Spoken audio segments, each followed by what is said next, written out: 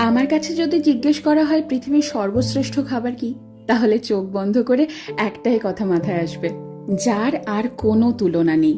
আমরা মধ্যমগ্রাম বাজার গিয়ে একেবারে বর্ষার ইলিশ কিনে এনেছি। একটু নুন আর হলুদ মাখিয়ে সর্ষের তেলে ভেজে নিয়েই সাথে গরম ভাত, কাঁচা লঙ্কা আর ইলিশ মাছ ভাজার তেল। সত্যি কথা বলো, বাঙালির কি আর কিছু লাগে? এই দিয়ে তো পুরো প্লেট খালি। আমার মা যেহেতু স্কুল শিক্ষিকা, তাই অনেক সময় এমন হয়েছে ঘটা করে রান্না করার সময়ই পাইনি। আর সে সময় যদি বাড়িতে ইলিশ মাছ থাকতো, তাহলে এই ইলিশ মাছ ভাজা দিয়ে কত তৃপ্তি করে খেয়ে উঠেছি সবাই।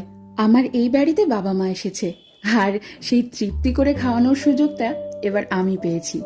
আমার খাদ্য রসিক বাবা গরম গরম ভাত আর ইলিশ মাছ ভাজা নিয়ে বসে পড়েছে। দেখো কত মজা করে খাচ্ছে, দেখেও যেন তৃপ্তি আসছে আমার।